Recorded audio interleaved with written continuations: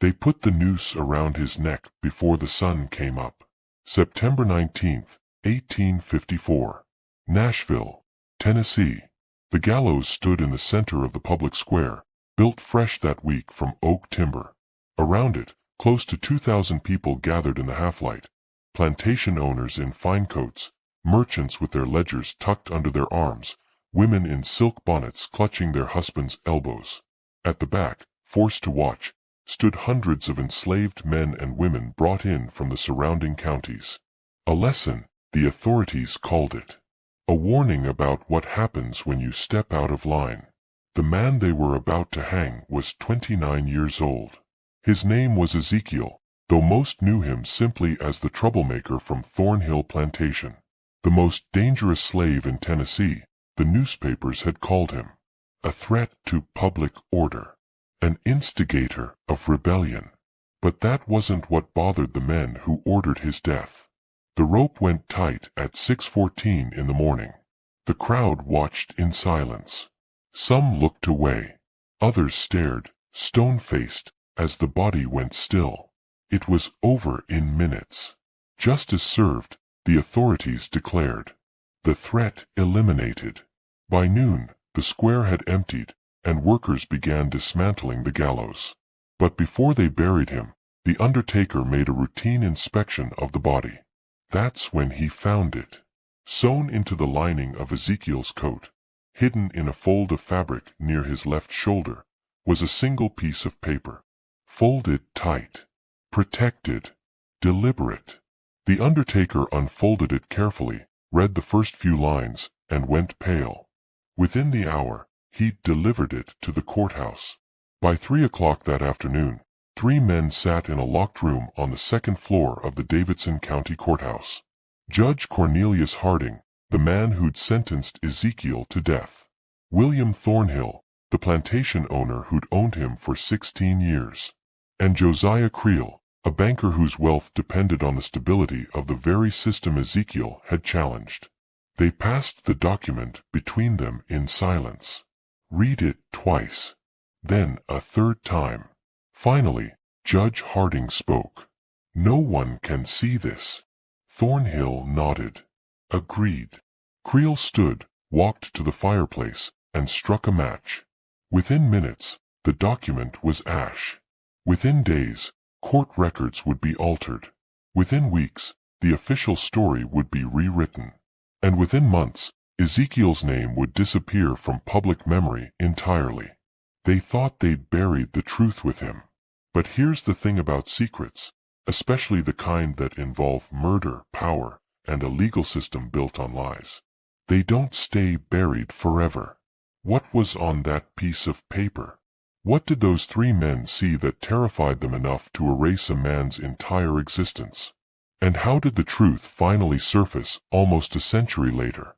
Stick with me, because what you're about to hear will change the way you think about justice, freedom, and the stories we've been told about American history. This is the story of a man who should never have died. His name was Ezekiel Devereux, and before we go any further, you need to understand something. What happened to him wasn't just murder. It was erasure. The kind of systematic destruction that powerful people use when the truth threatens everything they've built their lives on. By the time you reach the end of the story, you'll understand exactly why a judge, a plantation owner, and a banker were willing to destroy evidence, rewrite court documents, and conspire to hide the identity of a man they just executed in front of 2,000 witnesses. Because Ezekiel wasn't supposed to exist. Not as a slave. Not in Tennessee. Not standing in that public square with a rope around his neck. And the document they burned. It proved it. But here's what makes this story different from every other tragedy you've heard about from that era. 3 questions that won't let go once you hear them. First, who was Ezekiel Devereux, really? Not the man the newspapers called dangerous. Not the slave listed in plantation ledgers. But the boy who arrived in Tennessee at 14 years old with skills that made no sense, speaking perfect French, reading philosophy, carrying himself like someone who'd forgotten he was supposed to be afraid. Second, What exactly did those three men find in his coat that day? What words on that piece of paper were dangerous enough to make them risk everything to destroy it? And third, how did the truth survive? Because it did. Almost 90 years later, someone found proof. Someone kept a secret. And the lie those men told in 1854 finally collapsed under the weight of evidence they thought they'd eliminated. This journey starts in New Orleans in the 1820s and ends at a gallows in Nashville in 1854. But the real story, that took another century to tell. Let's go back to the beginning. October 1838. New Orleans. William Thornhill stood in the auction house on Chartres Street, wiping sweat from his forehead with a handkerchief. He'd come down from Tennessee looking for field hands, strong backs, experience with cotton, nothing complicated. He owned 600 acres along the Cumberland River bluffs, and his operation was expanding. He needed labor. Simple transaction. But then the auctioneer brought out a boy who didn't fit. 14 years old, maybe 15. Medium height, slender build. Skin the color of honey mixed with amber. The auction documents listed him as mulatto, likely Creole origin, fluent French and English. The starting bid was $500, high for someone that age, especially someone without obvious physical strength. Thornhill almost passed. Then the boy looked directly at him. Not down. Not away. Directly at him. That caught his attention. The bidding went fast.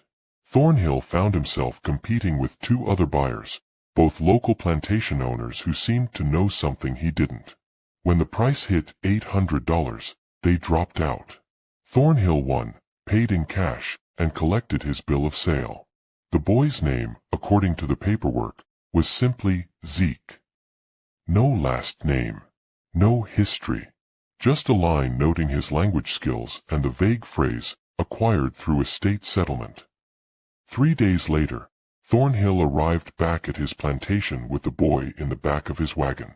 That's when things got strange.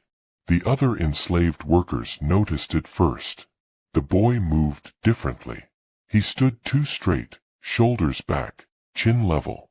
His hands were smooth, no calluses, no scars, no signs of fieldwork or physical labor. His teeth were perfect, which almost never happened. Malnutrition, poor conditions, and violence left marks. This boy had none. When the head overseer, a man named Caldwell, assigned him to the cotton fields, the boy picked up a hoe and held it like he'd never seen one before. Not because he was stupid. Because he genuinely hadn't. But here's what really got people talking. 2 weeks after his arrival, one of the house servants found him in the barn reading a newspaper. Not looking at pictures. Reading. Out loud. In English so clean and precise it sounded like he'd been educated in a schoolroom. Caldwell heard about it and confronted him. "Where'd you learn to read, boy?" The boy looked up, calm as Sunday morning. "I was taught." "By who?" "Tutors." Caldwell stared at him for a long moment. Then he snatched the newspaper away and walked off, muttering under his breath. That night, the whispers started in the quarters. Who was this boy? Why did he speak French like he'd been raised in it? Why did he carry himself like someone who'd lived in comfort, not bondage? And most confusing of all, why would someone with his education and bearing end up on an auction block in the first place? An older woman named Ruthie, who'd worked at Thornhill Plantation for 20 years, watched him carefully for weeks. Finally, she pulled him aside one evening. "You don't belong here," she said quietly. The boy, Ezekiel, though no one called him that yet, met her eyes. "I know. Then how'd you end up here?" He hesitated. Then, in a voice barely above a whisper, "Someone sold me who shouldn't have." Ruthie didn't press further. But she understood. This wasn't a boy born into slavery. This was something else. Something wrong. And here's the thing nobody thought to ask. Not even William Thornhill, who'd paid $800 for him. If this boy could read legal documents, speak 2 languages fluently, and carried himself like someone raised with privilege, why would anyone sell him at all? That question would take 6 years to answer. And when it finally did, it would cost Ezekiel his life. Margaret Thornhill prided herself on 3 things: her Charleston upbringing, her education, and her library. She'd been raised in one of the old families, the kind that traced their lineage back to colonial governors and maintained connections to European cultural circles. She spoke fluent French, played piano with technical precision, and could discuss literature and philosophy with the kind of confidence that came from genuine study, not social performance. Her library reflected that. 2 walls of books in the front parlor, French novels by Balzac and Hugo, English poetry collections, works of political philosophy, Montesquieu, Locke, Rousseau. She read them not for decoration, but because ideas mattered to her.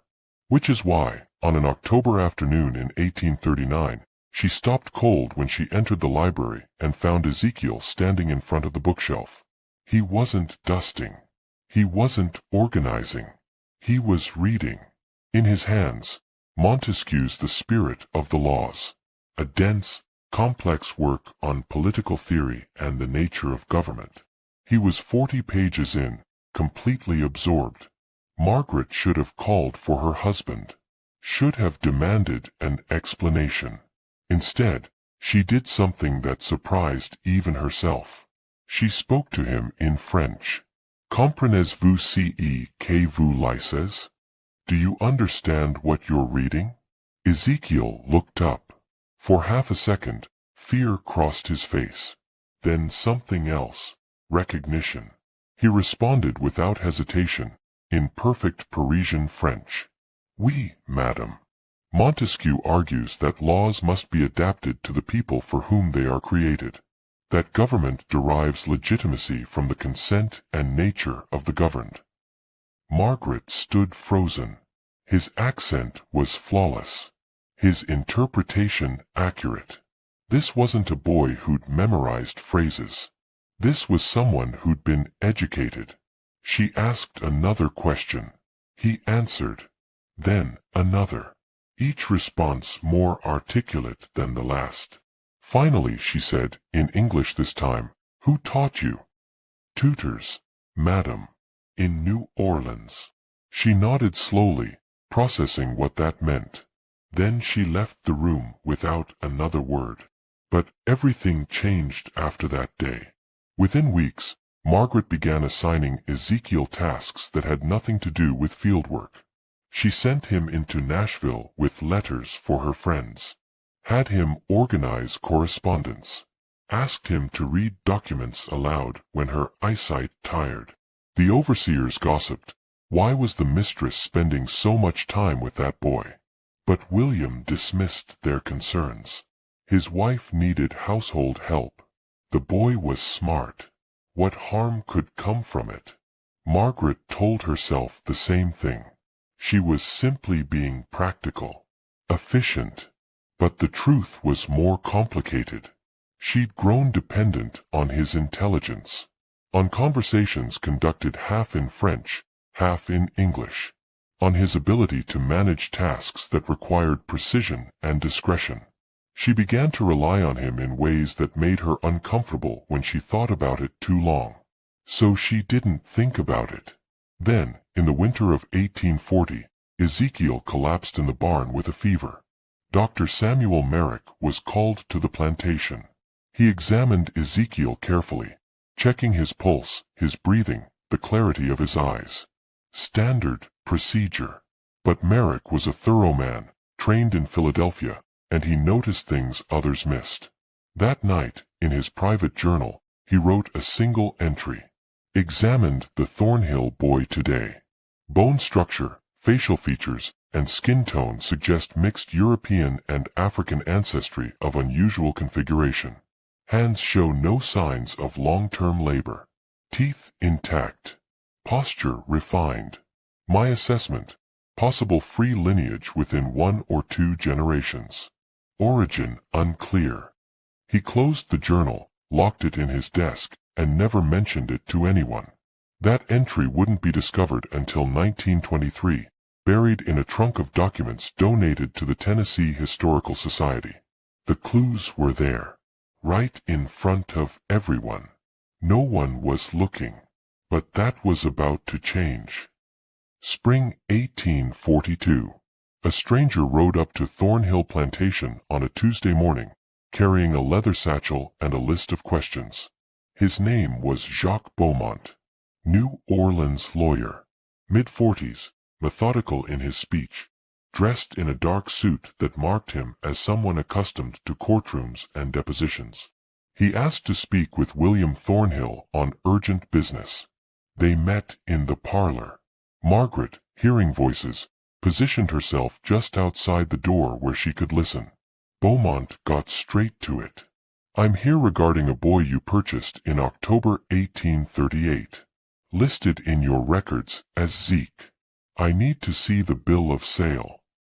William frowned, but complied. He pulled the document from his desk drawer and handed it over. Standard paperwork. Signed by an auction house agent. Purchase price, $800. Date, October 12, 1838. Beaumont studied it carefully, running his finger along each line. Then he looked up. "Did you ever meet the seller?" "No," William said. "The transaction went through an intermediary. Common practice at the larger auction houses." Beaumont nodded, as if this confirmed something he already suspected. He reached into his satchel and placed a second document on the table. "This is a birth record. Parish of St. Bernard, just outside New Orleans. Dated March 15, 1824. William leaned forward, reading. The record listed a child born to Celeste Devereux, a free woman of color, and Henri Devereux, a French planter. The child's name, Ezekiel Devereux.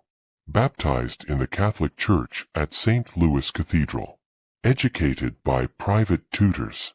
Status under Louisiana law, legally free." William's face went pale. Beaumont continued, his voice steady, clinical.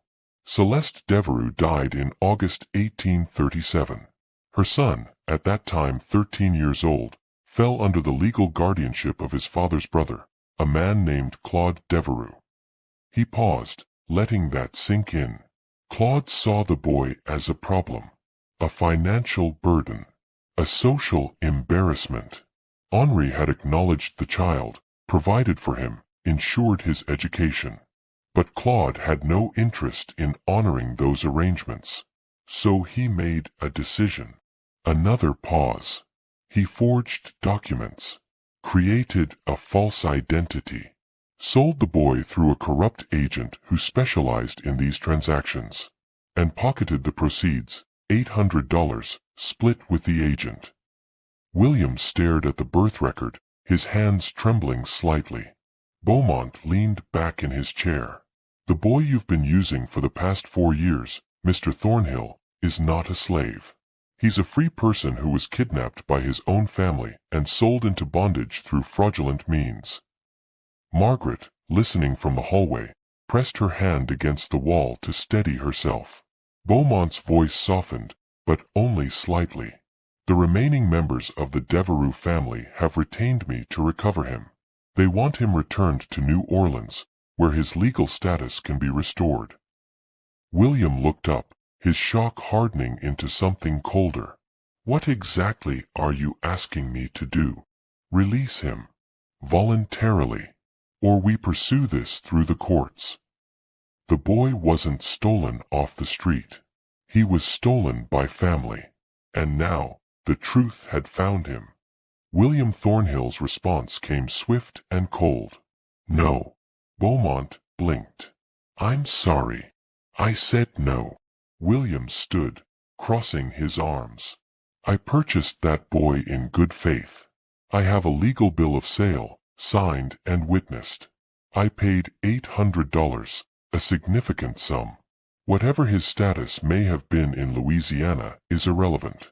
Under Tennessee law, he is property. My property. Beaumont's jaw tightened. Mr. Thornhill, the boy was kidnapped. The sale was fraudulent. He is legally free under Louisiana law, and that status doesn't disappear simply because it does here. William's voice cut through the room like a blade. You're in Tennessee now, Mr. Beaumont.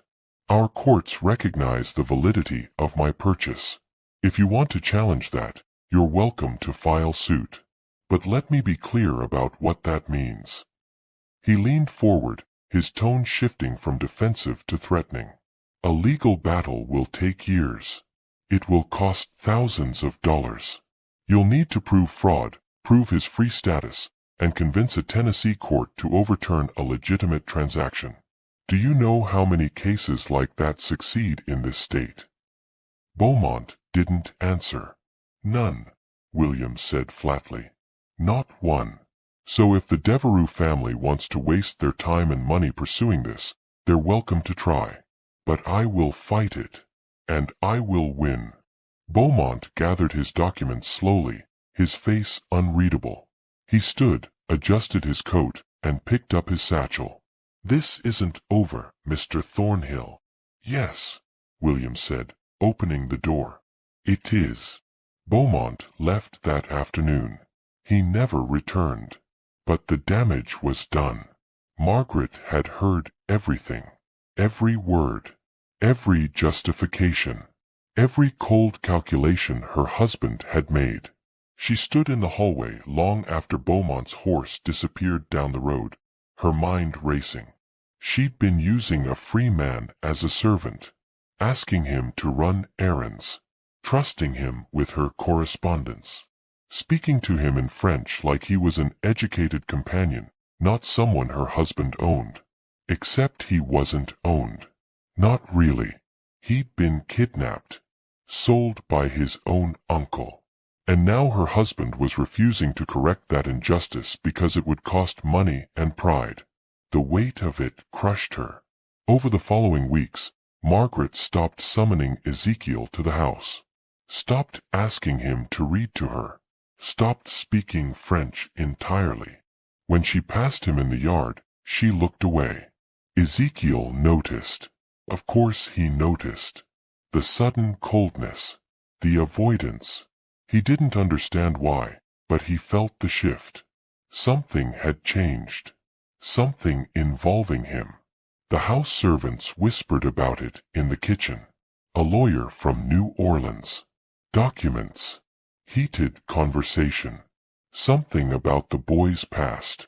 But no one told him directly. The truth was loose now, floating through the plantation like smoke. But only two people truly understood what it meant. Margaret, who couldn't look him in the eye anymore, and William, who'd made his choice and wouldn't reconsider. Margaret's guilt became a constant companion. It sat with her at breakfast, followed her to church, whispered to her at night when she couldn't sleep. This knowledge would become a burden she'd carry for 40 years. But she wasn't ready to act on it yet. Summer 1843. A year after Beaumont's visit. Ruth was scrubbing floors in the hallway outside the Thornhills' bedroom when she heard them arguing. The door wasn't fully closed. Voices carried. Margaret's voice strained. You know what he is, William. You know what was done to him. William's response, sharp. What I know is that I own a valid bill of sale. The rest is not my concern. He was born free. His own family. His family is in Louisiana. He is in Tennessee. The matter is closed, Margaret. Ruth froze, cloth in hand, listening. That night, in the quarters, she pulled Ezekiel aside. They stood in the shadows between the cabins, away from listening ears. They said you was born free, she whispered. That lawyer that came last year, he had papers. Birth record. Said your mama was a free woman in New Orleans. Said your uncle sold you illegal. Ezekiel stared at her, the words hitting him like a physical blow. What did you say? Ruth repeated it. Every detail she'd heard. And suddenly, everything that had been buried came flooding back. His mother, Celeste, her face, her voice singing to him in French. The church, St. Louis Cathedral, with its tall white spires. Tutors who taught him Latin, philosophy, mathematics. The house near the river where he'd grown up. His father visiting on Sundays, bringing books, sitting with him for hours discussing ideas. Then his mother's death. The grief. Uncle Claude's arrival. The cold way he'd looked at Ezekiel, like he was a problem to solve. The day Claude told him to get in the carriage. Just a short trip, he'd said. But the trip wasn't short. It went on for days. Different towns. Different men. Then the auction house in New Orleans. Confusion. Fear. Shouting. Hands grabbing him. The block. The hammer falling. He remembered all of it now. He'd been kidnapped. Ezekiel didn't sleep that night. By morning, he'd made a decision. He needed information. He needed to understand the law, Tennessee law, not just what he remembered from Louisiana. Over the following weeks, he sought out 3 people. Carefully. Quietly. Tobias, a blacksmith on a neighboring plantation who could read and had access to newspapers. Dinah, a seamstress who'd been taught letters by a former mistress. And Reverend Solomon, an elderly preacher who conducted services in the quarters and owned a single book, a Bible with legal statutes printed in the back. They met in secret. Late at night, in the woods along the Cumberland River, where the sound of water covered their voices. Tobias brought newspaper clippings about court cases. Dinah copied passages from legal documents she saw in her master's house. Reverend Solomon explained habeas corpus, the legal principle that a person couldn't be held unlawfully. Together, they began drafting something extraordinary. A petition. Formal. Legal. Arguing that Ezekiel Devereux had been unlawfully enslaved and requesting a court hearing to determine his true status. He wasn't planning rebellion. He was planning justice. But risks were mounting. Overseers noticed Ezekiel's late-night absences, questioned where he went. Other enslaved workers grew nervous. If he was caught doing something forbidden, everyone would suffer. Tobias warned him one night, "They catch you with papers like this, they'll hang you." Ezekiel looked at him steadily. "They're already treating me like I'm not human. At least this way, I'll die knowing I tried." Time was running out. They all felt it. But justice, in Tennessee in 1844, wasn't meant for men like him. He was about to find that out. Winter 1844. After 3 months of secret meetings, they finished it. The petition was 12 pages, handwritten in precise legal language. It opened with a statement of facts. Ezekiel Devereux, born March 15, 1824, to Celeste Devereux, a free woman of color, in St. Bernard Parish, Louisiana. Baptized Catholic. Educated by tutors. Legal status under Louisiana law, free. Then it laid out the crime. In 1838, following his mother's death, Ezekiel had been placed under the guardianship of his uncle, Claude Devereux.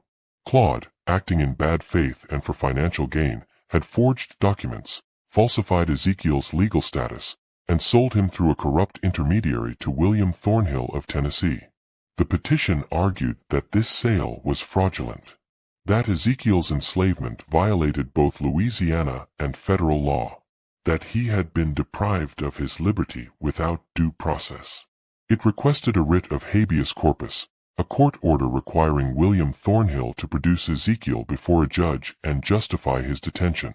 If Thornhill couldn't prove lawful ownership, Ezekiel would be released. It was extraordinary, legally sound, carefully argued on constitutional grounds, and completely impossible. Because here's the problem. In Tennessee in 1844, a black man, free or enslaved, had no legal standing to file such a petition. The law required a white sponsor, someone willing to attach their name, their reputation, and their resources to the case. Without that, the petition was just paper. Ezekiel knew exactly who to ask. Dr. Samuel Merrick had examined him 4 years earlier, during that fever in 1840. Merrick had written something in his journal that night. Ezekiel had seen him scribbling notes, looking troubled. If anyone had noticed the inconsistencies, it was him.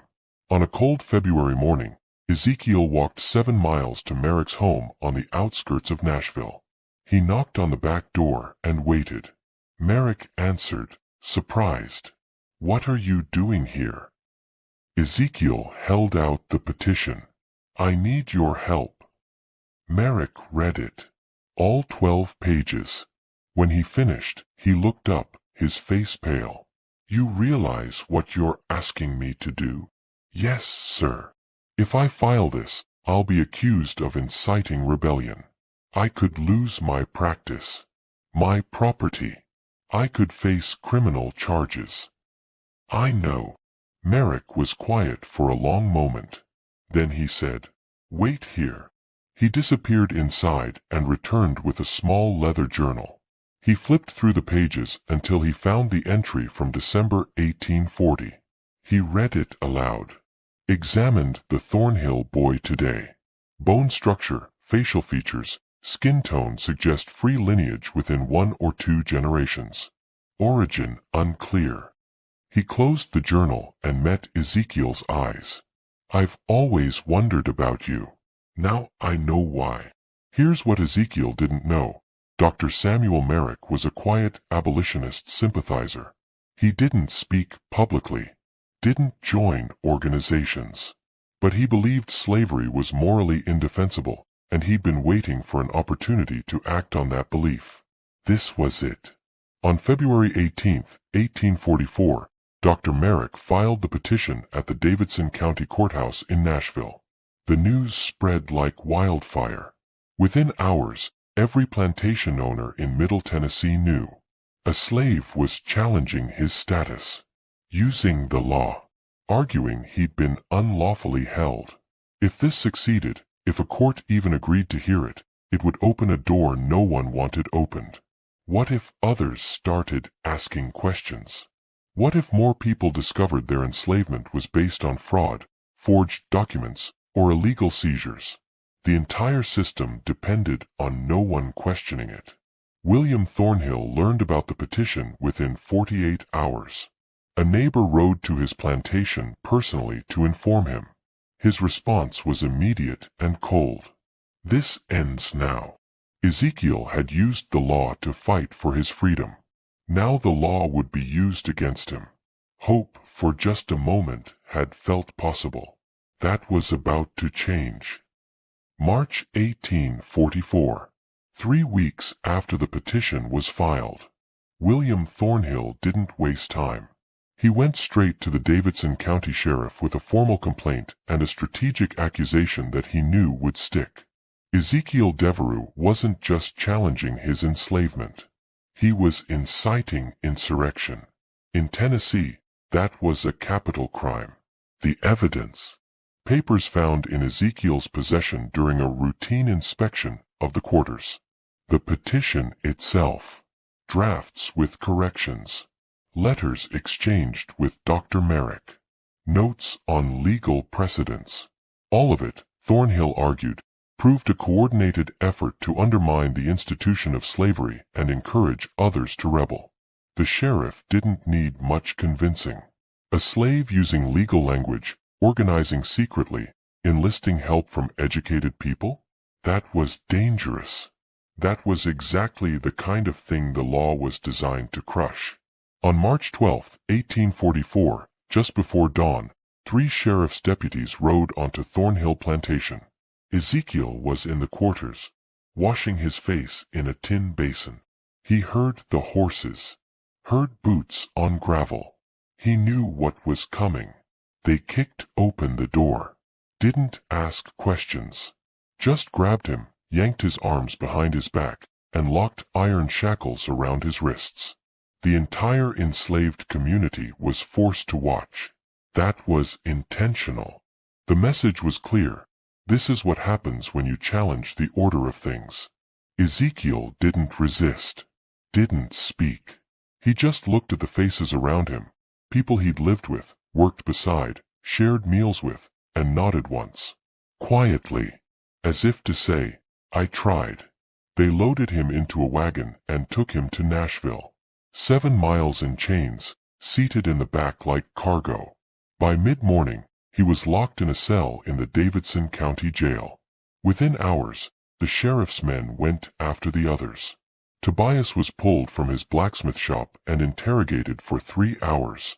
They wanted names. Who else was involved? Who helped draft the petition? Tobias told them nothing. They threatened him with the lash, with being sold south, with never seeing his family again. He still said nothing. Eventually, they let him go, but with a warning. One more step out of line, and he'd hang alongside Ezekiel. Dinah faced the same treatment. So did Reverend Solomon. Both were questioned. Both threatened. Both released, shaken but alive. Dr. Merrick received a different kind of visit. 2 men in suits appeared at his door with a message from Judge Cornelius Harding. Withdraw your support for the petition, or you'll be charged as an accomplice to insurrection. Your medical practice will be destroyed. Your property seized. Your reputation ruined. Merrick, pale but defiant, refused to withdraw.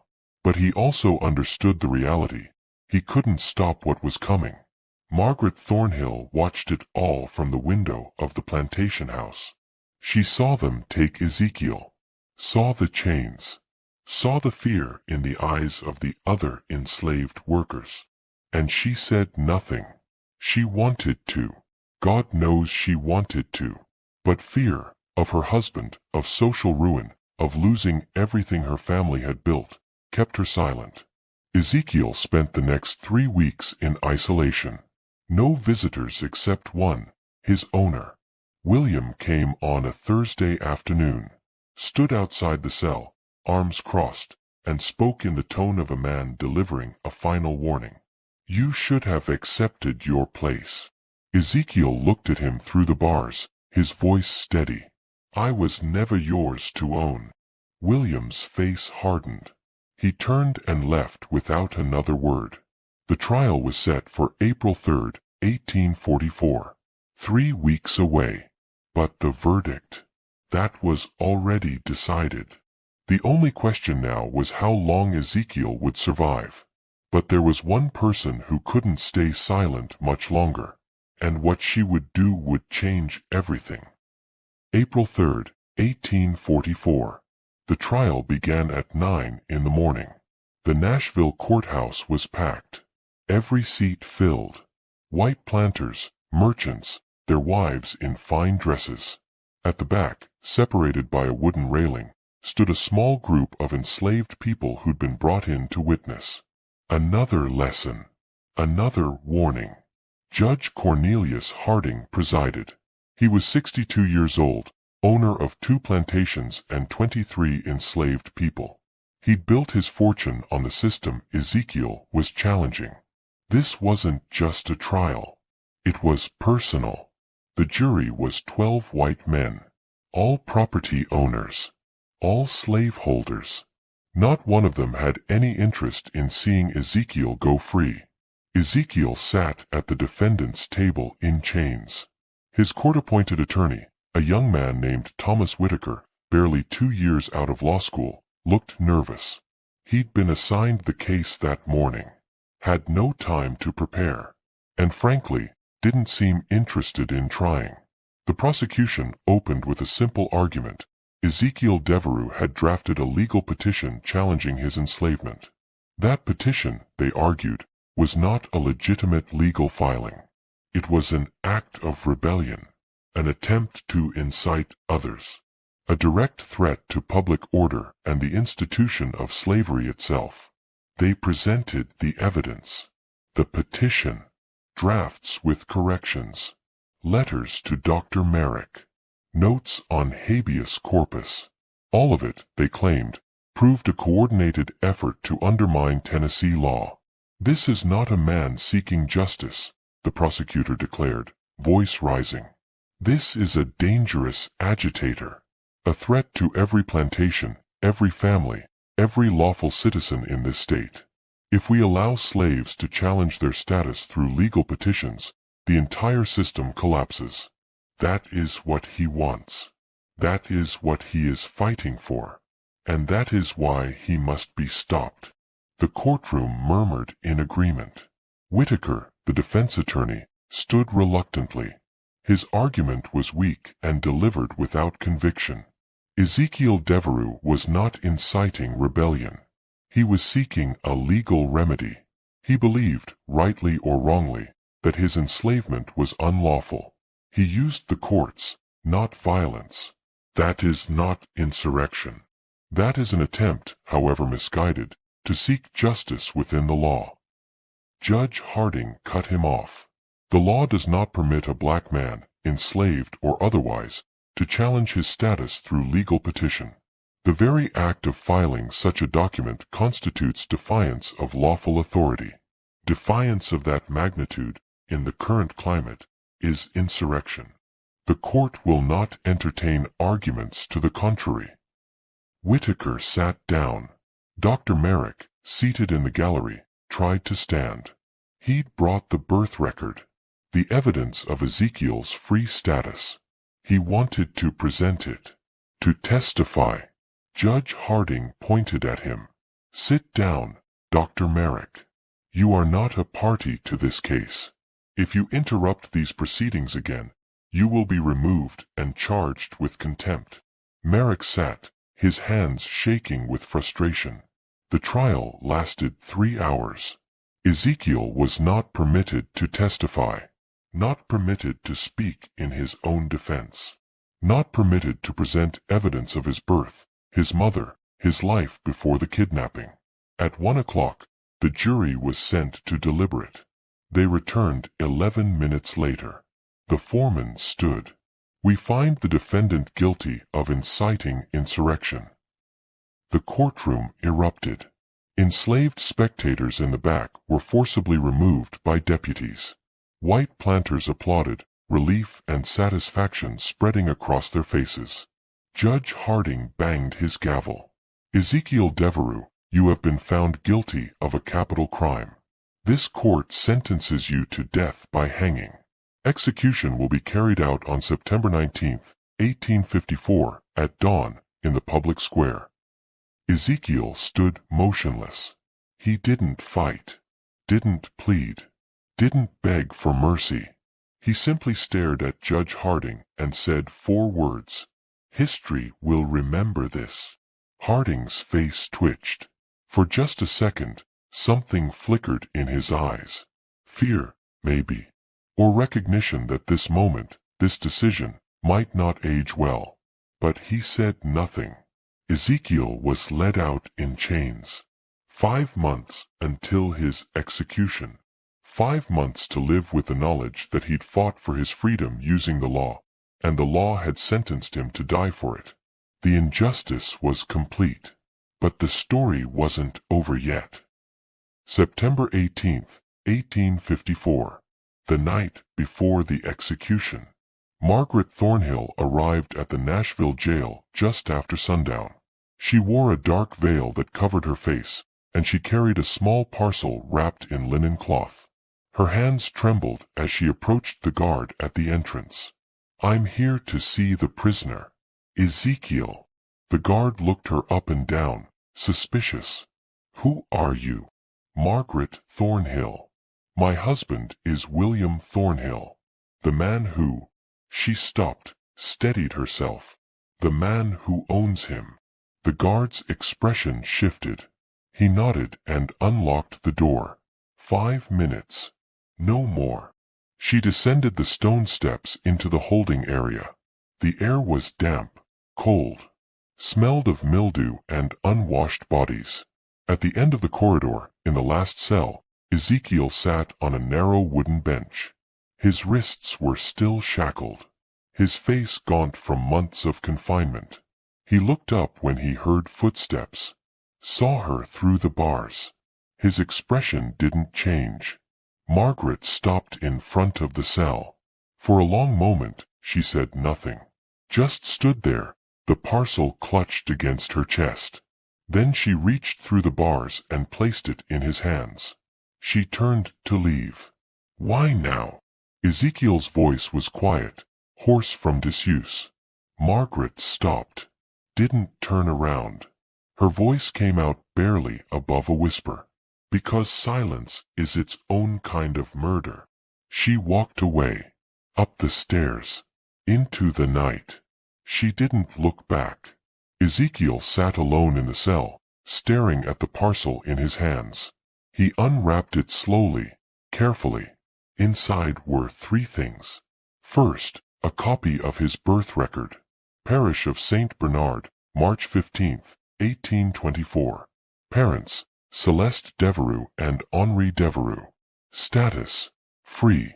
The same document Jacques Beaumont had shown William 12 years earlier. The document Margaret had seen. The document she'd kept hidden all this time. Second, a small lock of hair tied with a faded ribbon. Dark brown, soft. His mother's hair. Third, a letter. Folded once. The paper yellowed with age. Ink faded but still legible. It was in his mother's handwriting. Dated June 1836. The year before she died.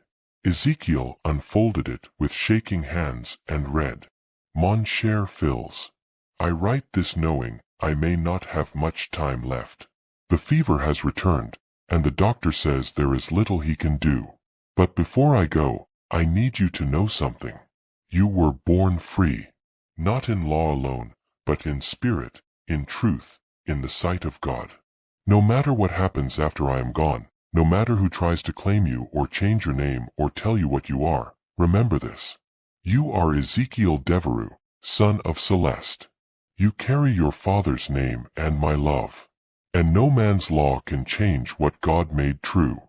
You were born free, and you will die free, no matter what they call you. Je t'aime toujours, Maman." Ezekiel read it 3 times. Memorized every word. Traced his fingers over her handwriting, the way she formed the letters, the way she signed her name.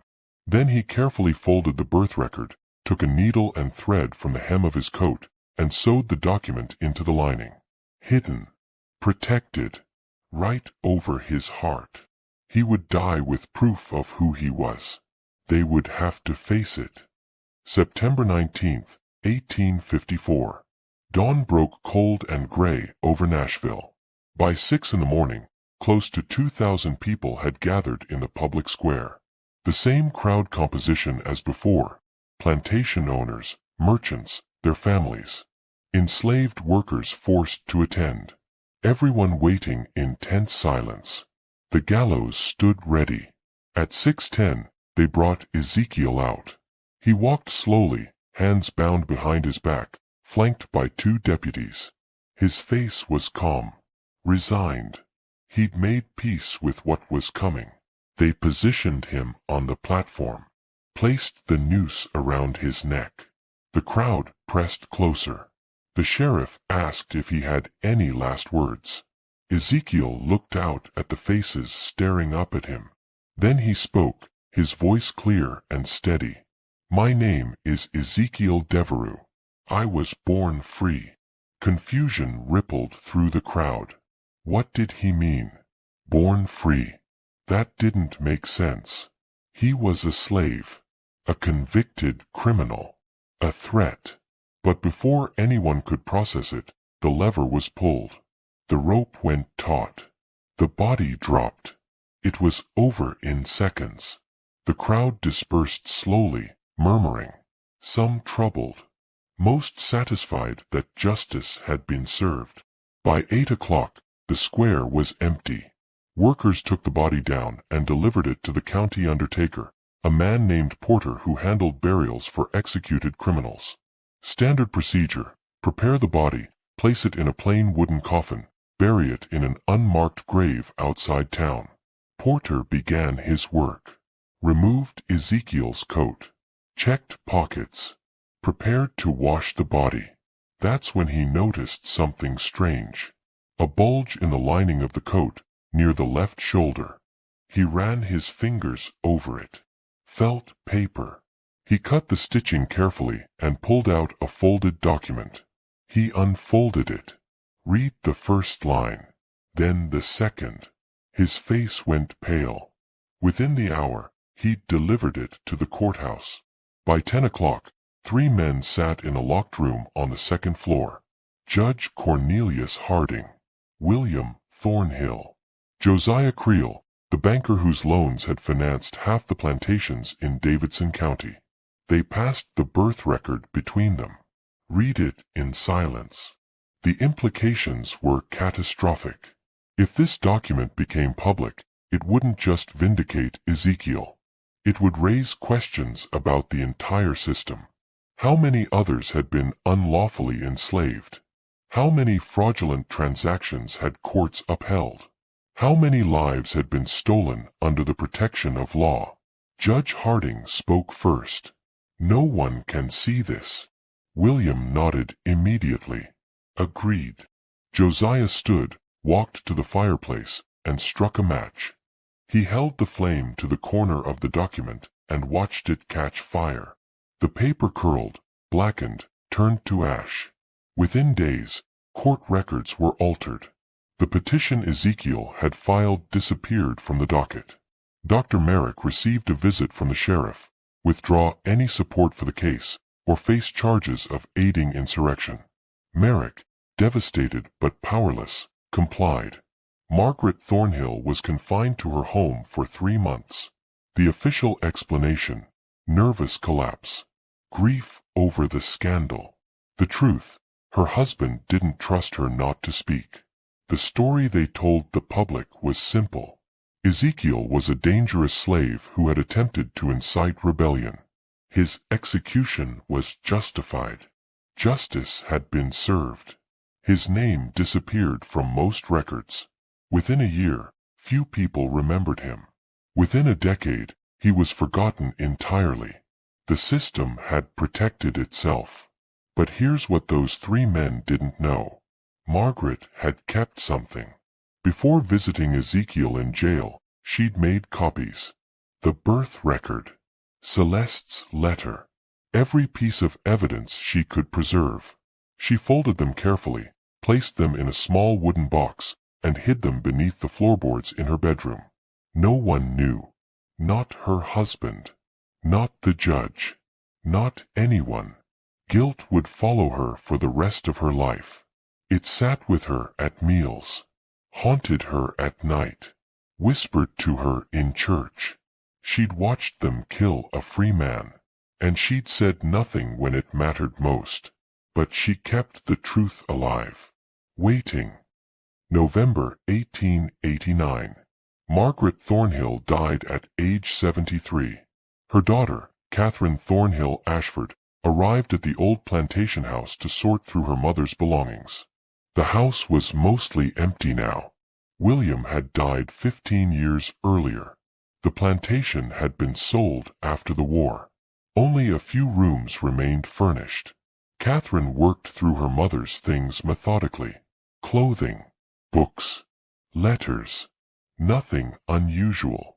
Then, while moving furniture in the bedroom, she noticed something. A loose floorboard near the window. She knelt down, pried it up carefully. Beneath it, hidden in the crawlspace, was a small wooden box. Locked. Catherine found the key in her mother's jewelry case. She opened the box. Inside were 3 items. A birth record. Parish of St. Bernard, Louisiana. March 15, 1824. Ezekiel Devereux, born to Celeste Devereux and Henri Devereux. Status: free. A letter, in faded ink, written in French. Signed by Celeste. Addressed to her son.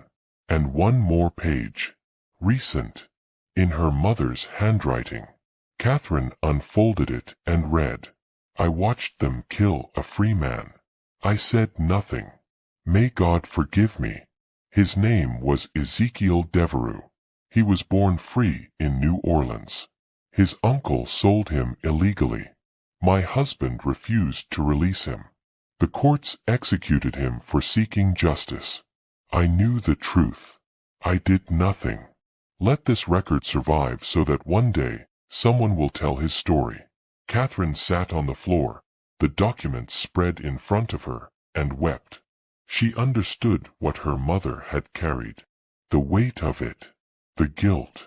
The unbearable knowledge that silence had made her complicit. 2 years later, in 1891, Catherine donated the documents to the Tennessee Historical Society. She included one condition: seal them for 50 years. She wasn't ready for her family's name to be publicly connected to the story. Not yet. The box was sealed, filed away, forgotten, until 1941. That year, a researcher named Dr. Paul Henderson was cataloging newly opened archives at the Tennessee Historical Society. He found the box. Read the documents. Cross-referenced them with court records, auction house logs, and census data. Then, in 1923, another piece surfaced. Dr. Samuel Merrick's private journal, discovered in a trunk donated by his descendants. The December 1840 entry confirmed everything. Bone structure. Free lineage. The boy who didn't belong. The full truth was finally revealed. Ezekiel Devereux was a free man, kidnapped by his uncle, sold illegally, enslaved for 16 years, executed for seeking justice through legal means. In 1995, a memorial was erected in Nashville. A simple granite stone with his name and the dates of his life. The inscription reads, Ezekiel Devereux, 1824 to 1854. Born free, died fighting for truth. The system that killed him eventually collapsed. Slavery ended. The laws that condemned him were struck down. But it came too late for Ezekiel. Too late for the thousands like him whose stories were erased. His story was buried for almost a century. How many others are still hidden? If stories like Ezekiel's matter to you, because they deserve to be remembered, because history belongs to those who were silenced, then join us. Subscribe to this channel. Share this story. Help us bring the truth to light. Because the past isn't past. It's just waiting to be told. See you in the next story.